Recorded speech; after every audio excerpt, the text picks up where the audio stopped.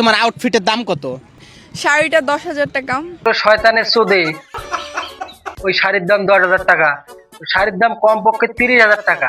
বলেন কি? আর তোর কাছে 50,000 নিলেও দোকানদারের লস হবো, তার কারণ তোর চামড়া ব্যবসায়ী টাকা, তাই না গো দাদি? এ সাইয়ার মা ধমক দিলি কে?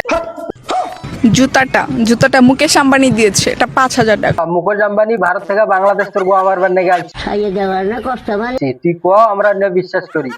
তুই মানে আজ যে কোন জায়গায় যে উল্টা পাল্টা ঘুটে খাইছো আর মাথা নষ্ট, আর মাথায় কেউ মুইতে যে যাইয়া।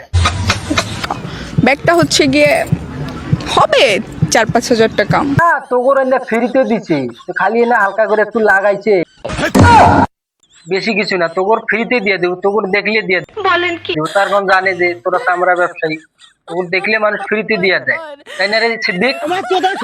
সিদ্দিকের সময় নাই, তোরে করবো না, তুই অন্য জায়গায় লাইন কর যাইয়া আন কিছু দি মাগি। আর ব্লাউজটা হচ্ছে গিয়ে 3-4 হাজার টাকা। আসলে বহুদিন ধরে পাগল খাবাই না, তোরে যদি পাইতাম সিদ্দিকরে ভাড়া করে আইনে তোর গোয়া মারাইতাম, আন কিছু দি মাগি তোর উল্টা পাল্টা কথা বাইর করতাম। আর ব্লাউজের ভিতরে ভাই ব্লাউজের তলের দুইটার হিসাব বাদ, তুমি না এনে বাদ দাও, লাল করে দেবো, নোংরামি বার করে দেবো। না মনে করে যে কেউ খাইছে, কেউ চাইছে, কেউ টিপছে, সোজা কথা নিয়ে ডাইল বানিয়ে হালাইছে, অন্য হিসাব বাদ দাও। কারেন্ট হয়ে ভিডিও করবো আইছি রে, ক্যামেরা বন্ধ কর।